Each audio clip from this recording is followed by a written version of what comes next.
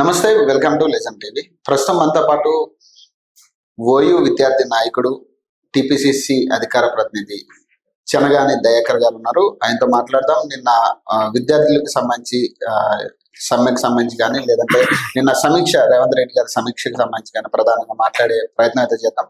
నమస్తే అన్న. నమస్తే అన్న, చెప్పండి. అంటే నిన్న ఏదైతే నిరుద్యోగులు ధర్నా చేసిందో మరి దీన్ని ఎట్లా చూడాలి? నేను ఇప్పటికీ కూడా గవర్నమెంట్ నుంచి ఎలాంటి రెస్పాన్స్ రావట్లేదని వాళ్ళు చెప్తున్నారు. మరి దానికి ఏం చెప్తాను? నిరుద్యోగులు కొన్ని న్యాయబద్ధమైన డిమాండ్లతోని వాయిదా కావాలని ఆందోళన చేశారు. ప్రభుత్వం వాళ్ళ పట్ల ఏం కోపం కానీ ఇంకోది కానీ ఇక్కడ కూడా లేదు. కాకపోతే ఏంటంటే నిరుద్యోగులను అడ్డుపెట్టుకొని కొంతమంది రాజకీయం చేసే దళారుల మీద మాలాంటి వాళ్ళకు మాత్రం తీవ్రంగా చెందాల్సిన అవసరం ఉంది. ఎందుకంటే బీఆర్ఎస్ పార్టీ 10 ఏళ్ల కాలంలో నిరుద్యోగులను ఒక పురుగుల్లాగా చూసి ఉద్యోగాలు ఇవ్వకుండా అరెస్టులు చేసి జైళ్లలో పెట్టి ఒక తీవ్రమైన ఇబ్బందులకు గురి చేసిన పార్టీనే మళ్ళీ తిరిగి నిరుద్యోగుల సంఖ్యలో చేరింది. నిరుద్యోగ అనే ఒక దుకాణం ఓపెన్ చేసి తిరిగే పరిస్థితి ఉంది. కాబట్టి వాళ్ళ పట్ల మాలాంటి వాళ్ళకు జాగ్రత్తగా ఉండాలని నిరుద్యోగులకే మేమే సూచన చేస్తాం. ఇప్పుడు వాళ్ళ నిరుద్యోగుల పక్షాన్ని వాళ్ళు అడిగేది ఏంటంటే కాంగ్రెస్ పార్టీ కూడా మమ్మల్ని మోసం చేసిందని చెప్తున్నారు. మరి దీన్ని ఎట్లా చూడాలి? అసలు నేను అంటున్న నిజంగా నిరుద్యోగులకు కాంగ్రెస్ పార్టీ ఎప్పుడు కూడా న్యాయం చేస్తుంది. వాళ్ళకు ఉద్యోగాలు ఇవ్వాలనే ఆలోచనలో ఉన్నది. చదువుకునే యువతకు కాంగ్రెస్ పార్టీ అండగా ఉండబోతుంది. చదువుకునే యువతకు ఉద్యోగాలు ఇవ్వాలనే ఆలోచనలో ఉన్నది. కాబట్టి ఈ యొక్క చదువురాని సన్యాసులందరూ కూడా వాడు జర్సన్ కావచ్చు, లేకపోతే అశోక్ కావచ్చు, లేకపోతే ఇంకా అనేక మంది ఉన్నటువంటి కేటీఆర్ కావచ్చు, ఇంకా ఉన్నటువంటి చాలా మంది ఎవరైతే ఉన్నారో వీళ్ళందరూ చేరి వాళ్ళని చెడగొట్టే ప్రయత్నం చేస్తా ఉన్నారు. కాబట్టి వీళ్ళందరూ చదువు రాదు, పరీక్షలు తెలియవు, ఎగ్జామ్ తెలియదు, వీళ్ళకి ఏమైనా ప్రభుత్వం తిట్టాలి, రేవంత్ రెడ్డి గారిని తిట్టాలి. వీళ్ళ డ్యూటీ అది. వీళ్ళు ఒక పెయిడ్ ఆర్టిస్టులు. ఎక్కడో చోట సాటుగా పోయి చీకట్ల చేయలేపుకొస్తారు. వీటికి వచ్చి మాత్రం జై నిరుద్యోగాలు. ఏం నైతికత ఉందంటే నాకు అర్థం కాకడతా. ఎవడండి బక్క చేస్తాను నాకు అర్థం కాకడతా. ఏం పీకింటే నాకు అర్థం కాకడతా. ఎందుకంటే నీకు దీక్ష చేయాల్సిన అవసరం ఏంటంటే ఏదైనా నువ్వు మాట్లాడితే నిరుద్యోగులు మాట్లాడతారు కదా, నువ్వు ఎవడు నాకు అర్థం కాకడతా, నీకేం రైట్ ఉందా నాకు అర్థం కాకడతా. నువ్వు దీక్ష చేసుడు, అశోక్ అనేటోడు ఆయన దీక్ష. ఈ ఏంది దొంగ దీక్షలు? ఎన్నాళ్ళు యువతరాన్ని తప్పుదారి పట్టిస్తారు. మీ వెనకాల ఎవడో ఉంటాడు, వాడు ఇంత ఏదో ఖర్చులకో లేకపోతే ఇంకా దేనికో ఇస్తాడు. మీరు తీసుకొచ్చి నిరుద్యోగుల పక్షాన రెచ్చగొట్టే ప్రయత్నం చేయాలి. 10 ఏళ్ల క్రమంలో వీళ్ళందరూ ఏడవరు. మీరు నిరుద్యోగుల కోసం మాట్లాడినప్పుడు, మేము జైల్లో పోయినప్పుడు, మేము అరెస్టులు అయినప్పుడు ఎవడు మాట్లాడినండి? మేము కదా అసలైన పోరాటం చేసింది. మాకు కదా నిరుద్యోగుల బాధలు తెలిసింది, మాకు కదా నిరుద్యోగుల కష్టాలు తెలిసింది. నాకు అర్థంగా చదువురాని సన్యాసులు, ఈ గాడిదలు బర్రెలు అన్ని ఒక దగ్గర ప్రభుత్వం తిట్టే ప్రయత్నం చేస్తా ఉన్నాయి. పెయిడ్ ఆర్టిస్టులు అన్ని ఒక దగ్గర జనరల్ గా పొద్దున్న లేస్తే నైట్ పోయి కేటీఆర్ దగ్గర ఉంటారు. పొద్దున్న లేచి ఇవన్నీ వీళ్ళంతా డ్యూటీది, వీళ్ళంతా కేటీఆర్ దగ్గర, వీళ్ళంతా కేటీఆర్ చేసే ప్రయత్నం చేస్తా ఉన్నారు. కాబట్టి వీళ్ళంటి పట్ల వీళ్ళు నిరుద్యోగులు ఎట్లయితారు, వీళ్ళు ఉద్యోగాల కోసం ప్రిపేర్ ఎట్లయితారు నాకు అర్థం కాకడతా. మీరు ఆలోచన చేయండి. వీళ్ళ పట్ల మాలాంటి వాళ్ళం కఠినంగానే ఉంటుంది, ప్రభుత్వం కూడా కఠినంగానే ఉంటుంది. నేను అంటా ఉన్నాను, వీళ్ళకేం రైట్ ఉంది? ఇప్పుడు అశోక్ సార్ దీక్ష మీద కూడా కొన్ని రూమర్స్ రావడం జరిగింది. కాంగ్రెస్ వాళ్ళే అని చెప్తున్నారు. దాన్ని ఎట్లా కాంగ్రెస్ వాళ్ళే చేస్తున్నారని చెప్తున్నారు. ఎందుకంటే ఆయనతో చేయించాల్సిన కర్మ మాకేం పట్టింది నాకు అర్థం కాకూడదు. ప్రభుత్వం వచ్చింది, ప్రభుత్వం ప్రజల కోసం ఉంది, నిరుద్యోగుల కోసం ఉంది, విద్యార్థుల కోసం ఉంది. ప్రభుత్వం ఇది ప్రజా ప్రభుత్వం, ప్రజల ఆలోచనకు అనుగుణంగా ముందుకు పోతా ఉంది. ఇలాంటి బ్లాక్ మెయిల్ చేసే వాళ్ళు లేకపోతే కుట్రలు చేసే వాళ్ళ పట్ల కఠినంగానే ఉంటది. అలాంటి వాళ్ళతో అవసరం మనకే ఉంటుంది. నిన్న చేసిన వాళ్ళందరూ పెయిడ్ ఆర్టిస్టులు అంటారు, మరి స్టూడెంట్స్ లేరు. నేనేమంటున్నాను, వాళ్ళు చాలా అమాయకులు. వాళ్ళకు జీవితం మీద బతుకు మీద భరోసా ఉన్నటువంటి వాళ్ళని ఇవాళ ఒక తప్పుదారి పట్టించే ప్రయత్నం జరుగుతూ ఉంది. వాళ్ళ దాంట్లో వాళ్ళు చేసే ప్రయత్నం జరుగుతూ ఉంది. వాళ్ళ ఆలోచనను, వాళ్ళ యొక్క డిమాండ్ను ప్రభుత్వం ఎప్పుడు కూడా సానుకూలంగానే ఉంటది, కఠినంగా ఉండదు. గత ప్రభుత్వం లాగా డిక్టేటర్ లాగా ఉండదు. ప్రజా ప్రభుత్వం ప్రజల ఆలోచనకు అనుగుణంగా ఉంటది. ముఖ్యమంత్రి గారు ఒక పోరాటం చేసి, ఒక యుద్ధం చేసి ఇలా తెలంగాణ ముఖ్యమంత్రి అయినాడు. కాబట్టి ఎవరు బాధలు కష్టాలు ఏంటో తెలియవా? అంత కఠినంగా ఉంటుందా ఎవరు ఏంది అనేది? కాబట్టి అనేక ఉన్నటువంటి విషయాల పట్ల చాలా ఉన్నటువంటి, కేవలం గతంలో కేసీఆర్ అనేటువంటి ఒక మోనోపలి ఉండే, ఇక్కడ మోనోపలి కాదు, ఒక సమిష్టి నిర్ణయాలు. ఒక అధికారులు ఒక ఇష్యూని ఒక డిమాండ్ వస్తే, ఒక ఇష్యూ వస్తే దాన్ని ఇది ఎట్లా చేయగలుగుతాం అనేది ఒక చర్చ, విశాలమైన ఒక చర్చ ఉంటది ఇక్కడ, విశాలమైన ఆలోచనతో ఉంటుంది. అందరు ఆలోచన భిన్న ఆలోచన తీసుకొని ఇటు ప్రభుత్వానికి ఈ వీళ్ళకి కానీ ఎక్కడ కూడా ఇబ్బంది లేకుండా, అటు కోట్ల నుంచి ఎక్కడ ఇబ్బంది లేకని దానికి సంబంధించి ఒక చర్చించిన తర్వాత అన్ని నిర్ణయాలు సానుకూలంగానే ఉంటాయి. కాకపోతే వీళ్ళు 10 ఏళ్ల కాలంలో గాడిదలు కాసి ఇవాళ 10 ఏళ్ళ గాడిద పళ్ళు అయినటువంటి బీఆర్ఎస్ నాయకులు ఇవాళ నిరుద్యోగుల ఆత్మహత్యల కారకులైన వాళ్ళు, వీళ్ళు వచ్చి మళ్ళీ ఇవాళ హరీష్ రావు అనేటోడు, కేటీఆర్ అనేటోడు ఒక రాజకీయం చేస్తే సిగ్గు అనిపిస్తుంది తెలంగాణ సమాజం. ఏం చేసిరండి వీళ్ళు? అక్కడ వీళ్ళు పరీక్షలు రాసేటోళ్ళు కాదు, పీకేటోళ్ళు కాదు, మరి వీళ్ళకి ఎందుకు నొప్పి అంటున్నాను నేను. మరి అంటే అదే దూరంలో అంటే కాంగ్రెస్ ఏదైతే మాకు ప్రామిసెస్ చేసిందో ఆ ప్రామిసెస్ మేము నెరవేర్చమంటున్నాం అని వాళ్ళు అంటున్నారు. మరి నేనేమంటున్నా, ఎందుకు ఇప్పుడు దాకా రెస్పాన్స్ లేదు కాంగ్రెస్ పార్టీ నుంచి? రెస్పాండ్ లేదని ఎవరు చెప్పారు? నాకు అర్థం కాకపోతే రెస్పాండ్ ఎందుకు లేదు? అత్యంత బాధ్యతతో ఉంది కదా. నేను అంటా ఉన్నాను, మోతిలాల్ అనేటువంటి దీక్ష చేస్తే ప్రభుత్వం న్యాయబద్ధమైన డిమాండ్లకు న్యాయబద్ధమైన సానుకూలంగా ఉంటది. ఇలాంటి బ్లాక్ మెయిల్ దీక్షలకు, దొంగ దీక్షలకు ఇప్పుడు కూడా మాలాంటి వాళ్ళకు సమాధానం చెప్పాల్సిన అవసరం లేదు. మీరు ఆలోచన చేయండి. ప్రభుత్వం ఇది ప్రజల ప్రభుత్వం, ఇది నిరుద్యోగుల నిర్మూలన కోసం ప్రయత్నం చేస్తా ఉంది. నిరుద్యోగులకు ఉద్యోగాలు ఇవ్వాలని కదా నేను అనేది. ఎంత పెద్ద గొప్ప బాధ్యతను ఉపయోగించినప్పుడు మనం ఎందుకు నిర్లక్ష్యంగా ఉంటుంది? మీరు ఆలోచన చేయండి. దీన్ని తప్పుదారి పట్టించే ప్రయత్నం చేస్తా ఉన్నారు బీజేపీ ఓడు, బీఆర్ఎస్ ఓడు, ఎవరిని దోషిన వాటిలో ఒక మార్కెటింగ్ చేసుకొని. ఇప్పుడు వాళ్ళు ఏమంటున్నారంటే, గతంలో మేము ఏదైతే బీఆర్ఎస్ మీద పోరాటం చేసినప్పుడైతే మాకు కాంగ్రెస్ సపోర్ట్ ఇచ్చింది, సో అలాగే ఇప్పుడు మేము బీఆర్ఎస్ బీజేపీ సపోర్ట్ తీసుకుంటున్నాను వాళ్ళు చెప్తున్నారు. మీరు దానికి ఏం చెప్తారు? ఎట్లా? ఎవరు సపోర్ట్ ఎవరికి ఎవరు సపోర్ట్ చేయలేదు, అది ఇంత రాగా నేను అంటా ఉన్నాను. ఎవరు సపోర్ట్ చేయాలి? కాంగ్రెస్ అనేది ఒక జాతీయ పార్టీ, తెలంగాణలో 1 కోటి మంది ఉన్నటువంటి సభ్యత కలిగిన అతిపెద్ద పార్టీ. అలాంటి ఉన్నటువంటి వాళ్ళకు మనం చేయాల్సిన అవసరం ఏముంటుంది? మీరు ఆలోచన చేయండి. నేను అంటా ఉన్నాను, ఇప్పుడు మనం చెప్పినాం ఎన్నికలప్పుడు 10 ఏళ్ల క్రమంలో మొత్తం కూడా నోటిఫికేషన్లు బంద్ అయ్యి, గ్రూప్ 1 లీకేజ్ అయ్యి అనేక ఉన్నటువంటి తెలంగాణలో అట్టుడికిపోతున్నటువంటి నిరుద్యోగ యువతకు భరోసా ఇచ్చినాం, కడుపులు చేర్చుకున్నాం. వాళ్ళందరికీ గాంధీ గుణం అండగా ఉంది, ఇవాళ కూడా అండగా ఉంటుంది. కాబట్టి దాన్ని ఎందుకు మనం ఒకవైపు నిరుద్యోగులు బయటకు వెళ్తే ధర్నాలు చేస్తే జైలు, దీక్షలు చేస్తే జైలు, ఇందిరా పార్క్ నే మూసేసినటువంటి ఇందిరా పార్క్ చౌరస్తానే ఇవన్నీ బంద్ చేసినటువంటి పరిస్థితి. కాబట్టి ఇవన్నీ కూడా మనం ఆలోచన చేసి వాళ్ళ ధర్నా చేసినా, ఎక్కడ చేసినా ఇక్కడ అణిచివేత లేదు, అరెస్టులు లేవు, ఎక్కడ ఏది లేకుండా ఏదో న్యాయబద్ధమైన డిమాండ్లు ఉందో వాటిని పరిష్కరించే దిశగా సానుకూలంగా దిశపోతుంది.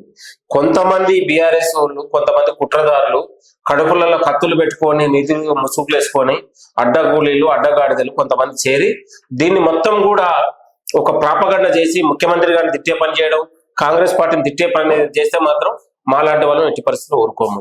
మీరు గుర్తుపెట్టుకోండి, చాలా సీరియస్ గా ఉంటది. నేను అంటా ఉన్నాను, నిరుద్యోగులు అనేవాళ్ళు మా అన్నదమ్ములు, మా తెలంగాణ బిడ్డలు నిరుద్యోగులు. వాళ్ళకు నిజంగా చదువుకొని ఒక గ్రామీణ ప్రాంతాల నుంచి వచ్చినటువంటి బిడ్డల పట్ల కాంగ్రెస్ ఎప్పుడు కూడా ప్రేమ ఉంటది. ఈ కుట్రలు చేసి వాళ్ళని వెనకాల రాజకీయం చేసి, వాళ్ళ వెనకాల దీక్షలు చేపించి, వాళ్ళ వెనకాల ఒక ర్యాలీలు చేయించి రాళ్ళేసే కుట్రదారుల పట్ల మాత్రం కఠినంగానే ఉంటాము.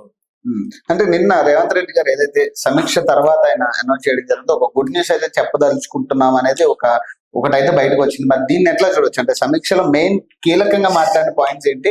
అసలు ఏం ప్రభుత్వం రకరకాల భిన్నాభిప్రాయాలు, ఇవాళ నిరుద్యోగుల నుంచి వచ్చే భిన్నాభిప్రాయాలు, వీటన్నిటి కూడా పరిగణలోకి తీసుకొని సాధ్యాసాధ్యాలను చూసి ఎక్కడ కూడా మనము న్యాయబద్ధమైన పోస్టులు వేయాలి, వాళ్ళకు ఉద్యోగాలు ఇవ్వాలి.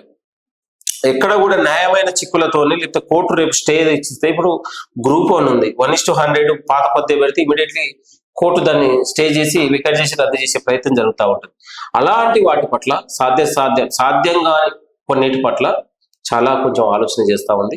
ఇది ఇంకేదైనా కొంచెం డిమాండ్లు, మాకు సమయం కావాలి, చదువుకోవాలి, ఇంకా ఇదైతామంటే వాళ్ళ పట్ల సానుకూలంగానే ఉంటుంది. ఎందుకుంటుంది ఆలోచన చేస్తుంది. ఇవాళ గతంలో ముఖ్యమంత్రి అనేటోడు, కేసీఆర్ అనేటోడు ఫామ్ హౌస్ నుండి ప్రజల్ని కలవలేకపోతుంది. ఇవాళ ముఖ్యమంత్రి హైదరాబాద్ నడిబొడ్డులో కూర్చొని ఎవరు వచ్చినా రేపు జిల్లాలలో పోతుండో మొత్తం కూడా అనేక అభివృద్ధి పైన అందరినీ కలుస్తా ఉన్నాడు. ఇవాళ ప్రజాభవన్ లో పెట్టి మనం అందరం కూడా 1 కోటి దరఖాస్తులు స్వీకరించుకున్నాం. దరఖాస్తులు స్వీకరించడానికి వచ్చిన వాళ్ళకు కూడా ఇలా కాంగ్రెస్ పార్టీ భోజనం పెట్టి పంపిస్తా ఉంది. ఎంత గొప్ప విషయం అండి. గతంలో ఈ సంస్కృతి ఉండేనా, ఈ యొక్క పద్ధతి ఉండేనా? గతంలో ధర్నాలు, పోరాటాలు చేస్తే అసలు బయటికి వెళ్ళే పరిస్థితి అష్టదిగ్బంధం చేసి వాళ్ళు మొత్తం కూడా ఇది చేసినటువంటి పరిస్థితి. ఇవాళ మోతిలాల్ అనేటువంటి గాంధీ హాస్పిటల్ 9 రోజులు కూడా దీక్ష చేయగలిగినా ఎక్కడన్నా అడ్డుకున్నావా? బకజాస్ అనేటువంటి ఇంట్లో పండుకునేవాడిని అడ్డుకున్నావా? అశోక్ అనేటువంటి ఇంట్లో పండుకునేవాడిని అడ్డుకుంటున్నావా? వాళ్ళ స్వేచ్ఛ వాళ్ళకు ఉంది. ఎవడుదంటే నాకు అర్థం కాకతో చేస్తే చేసుకో. ఇది ఇంకోటి ఏంటంటే విద్యార్థులు అంటే నిరుద్యోగులు మెయిన్లీ టార్గెట్ అంతా కూడా చెనగాని దయాకర్నే టార్గెట్ చేసి మాట్లాడుతున్నారు. ఇప్పుడు మనం కాంగ్రెస్ కరుడు కట్టిన కాంగ్రెస్ వాదులు, ముఖ్యమంత్రి గారు నిరంతరం ప్రజల కోసం పనిచేస్తా ఉన్నారు. ఆయన ఎక్కడ కూడా అసలు ఏ అవకాశం వచ్చినా నిరుద్యోగులకు ఇచ్చేయాలని, ఒకవైపు ప్రభుత్వ ఉద్యోగాలు, ఒకవైపు సాంకేతిక సాఫ్ట్వేర్ రంగాలలో అభివృద్ధి చేయడం, ఇంకోవైపు ఇండస్ట్రీల్ సంబంధించి కూడా ఉపాధిని పెంచాలి. ఒక 3-4 రకాలుగా తెలంగాణలో ఒక స్కిల్ యూనివర్సిటీని పెట్టడం, ఎక్కడో మరుగున పడిపోయి మొత్తం అసలు ఐటీఐ వ్యవస్థను చేసినటువంటి ఐటీఐని కూడా పునరుద్ధరించడం, ఈ అన్నిటిని నిలదీయడం ద్వారా కేవలం ప్రభుత్వ ఉద్యోగాలు, కొంతమంది ప్రైవేట్ రంగాలలో కూడా యువత జాబ్ చేసుకునే అవకాశం, తెలంగాణలో అన్ని రంగాల్లో కూడా సాఫ్ట్వేర్ యువత కూడా మనం స్కిల్స్ ఇన్వెస్ట్ చేసి వాళ్ళకు ఒక కోచింగ్ ఇచ్చేనా, ఒక అందరికీ ఉపాధి కల్పించే ఆలోచనలు. తెలంగాణ అనేది ఎడ్యుకేషన్ హబ్ కాబట్టి ఇక్కడ ఒక ఉత్పత్తి ఎక్కువ ఉంటది కాబట్టి అవుట్పుట్ ఎక్కువ ఉంటది కాబట్టి వాళ్ళకు మనం ఉద్యోగాలు ఇవ్వాలనే ఆలోచనతో ఉన్నది ప్రభుత్వం. కేవలం ప్రభుత్వ ఉద్యోగాలతో పాటు ప్రైవేట్ రంగాలలో కూడా ఉపాధి రంగాన్ని పెంచడం కోసం ప్రభుత్వం ఆలోచన చేస్తా ఉంది. కాబట్టి మన లాంటి వాళ్ళం యూనివర్సిటీ నుంచి వచ్చి విద్యార్థి ఉద్యమాల నుంచి ఇలా నిరుద్యోగుల కోసం, విద్యార్థుల కోసం మాట్లాడిన వాళ్ళం ఇవాళ ప్రభుత్వం చేస్తున్న పనిని కూడా, ప్రభుత్వం చేస్తున్న ఒక మంచి పనిని కూడా మాలాంటి వాళ్ళని చెప్పే బాధ్యత ఉంటది కదా. చెప్పే బాధ్యతలో కొంతమందికి నొప్పి ఉండొచ్చు, కొంతమందికి బాధ ఉండొచ్చు, కానీ చెప్పే దగ్గర వాళ్ళు వినగలగాలి. నేను అంటాను, ఇప్పుడు నిరుద్యోగులు ఉన్నారు, వాళ్ళకి రాజకీయాలతో సంబంధం లేదు, వాళ్ళు గ్రామీణ నుంచి వస్తారు, ఎక్కడో హాస్టళ్లలో ఉంటారు, చదువుకుంటారు. ఇలా తల్లిదండ్రులు కూలీలు నాలీలు చేసుకొని పేద బిడ్డలు, ఇలా వ్యవసాయ బిడ్డలు, వాళ్ళందరూ ఇక్కడికి వస్తారు. వాళ్ళ ఆవేదన ఉంటది, వాళ్ళకు ఆవేదన ఉన్నా మాలాంటి వాళ్ళని హక్కులు చేర్చుకొని వాళ్ళ కోసం మనం మాట్లాడతాం. ఏదైనా న్యాయబద్ధమైన అంశం ముఖ్యమంత్రి గారి దగ్గర తీసుకుపోయి మాట్లాడిస్తాం. అది మనం చేసేది. ఇప్పుడు కొంతమంది కుట్రదారులు, చదువు రానివాడు సన్యాసులు ఉంటారు, అడ్డగాడిదలు ఉంటారు, బర్రె లెక్కలు ఉంటారు, గాడిద లెక్కలు ఉంటారు, వీళ్ళకి తిట్టే పనులు ఉంటారు. వాళ్ళకి చదువురా సన్యాసి రాదు, ఏదంటే యూట్యూబ్ లలో మాట్లాడాలి, 5-10 జేబులలో వేసుకోవాలి. ఈ కోసం ఏంటంటే నాకు అర్థం కాక ఓ పెయిడ్ ఆర్టిస్టులు, ఇంతమందికి మీకు ఫోటో చూపించిన ఈ పెయిడ్ ఆర్టిస్టులు ఉంటారు, వీళ్ళందరూ కూడా ఏంది ఫోకస్ కావాలి, నిరుద్యోగులు అడ్డుపెట్టుకుని లీడర్లను కావాలి, అలా కేటీఆర్ దగ్గర పోయి చేయి కొట్టాలి.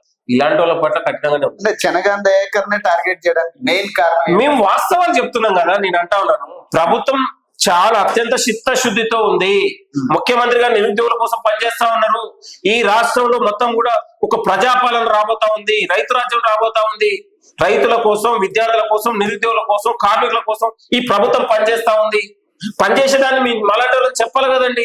ఇవాళ గవర్నమెంట్ స్కూల్లో కేసీఆర్ అనేటువంటి 4000 స్కూళ్లను బంద్ చేస్తే 2000 కోట్లు విడుదల చేసి ఇలా డెవలప్ చేసే ప్రయత్నం జరుగుతా ఉంది. ఇవి దీన్ని ఎందుకు స్వాగతించారు బీఆర్ఎస్ నాయకులు? వాళ్ళ కడుపు మంట, కుట్రలు వాళ్ళకు. ఎందుకు ప్రజాప్రభుత్వానికి, ప్రజాపాలనకు ఇవాళ ఆదరణ వస్తా ఉంది. ఇంకో 10 ఏళ్ళు ఇక్కడే పాతకపోతే మాలాంటి వాళ్ళకు బిచ్చమెత్తుకోవాలనే ఆలోచనతో వాళ్ళు ప్రభుత్వం ఎందుకు, నేను అంటా ఉన్నాను, మాలాంటి వాళ్ళకి బాధ్యత ఉంది. ఇవాళ రేపు రుణమాఫీ జరుగుతా ఉంది, మాట్లాడతాం, ప్రచారం చేస్తాం, నిరుద్యోగుల కోసం ప్రచారం చేస్తాం. 28,000 పైచిలకు ఉద్యోగాలు 7 నెలల్లో మనం నిరుద్యోగులకు ఇవ్వగలిగినాం. ఇవాళ గ్రూప్ 1 ప్రిలిమ్స్ అద్భుతంగా నిర్వహించగలిగినాం, ఎక్కడ అక్రమాలు లేవు.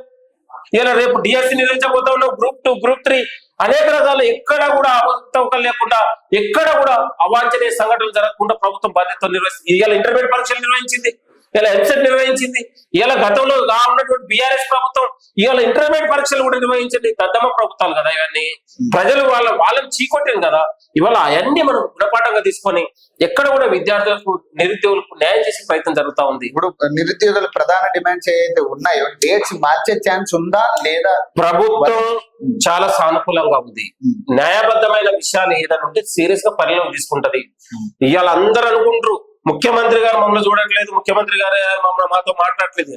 కానీ తెలంగాణలో ప్రజలు, నిరుద్యోగులు, విద్యార్థులు ఏం చేసినా, ఎక్కడైనా చిన్న ఏది వచ్చినా ఆయన ప్రతిదీ భూతత్వంలో పెట్టి చూస్తారు. ఏం జరుగుతుంది, ఏంటి, మనం ఏం చేయగలుగుతాం, ప్రభుత్వం సాయం ఏంది. ఒక చిన్న పిల్లవాడు ఒక చిన్న సాయం కోసం వస్తే మళ్ళీ తెల్లారి వరకు సాయం అంతా ఉంది. ప్రతిదీ ఒక స్ట్రీమ్ లైన్ జరుగుతుంది. గతంలో తెలంగాణ మొత్తం వల్లకాడ చేసిన బీఆర్ఎస్ నాయకులకు ఇలా అట్లా కాకుండా ఒక స్ట్రీమ్ లైన్ జరుగుతా ఉంది. అధికారులు, ఇలా కలెక్టర్లు, వాళ్ళందరూ కూడా బాధ్యతతో పనిచేయడం కోసం ప్రయత్నం జరుగుతా ఉంది. గతంలో ఈ ప్రయత్నం లేదు కదా. నేను అంటా ఉన్నాను, అసలు మనిషి కలిసేటోడే లేకుంటే నేను అనేది అసలు కేసీఆర్ ముఖం అన్నా ఏమన్నా చూడగలిగారు. ఇలా ముఖ్యమంత్రి గారు ఎట్లా తిరుగుతా ఉన్నాడు?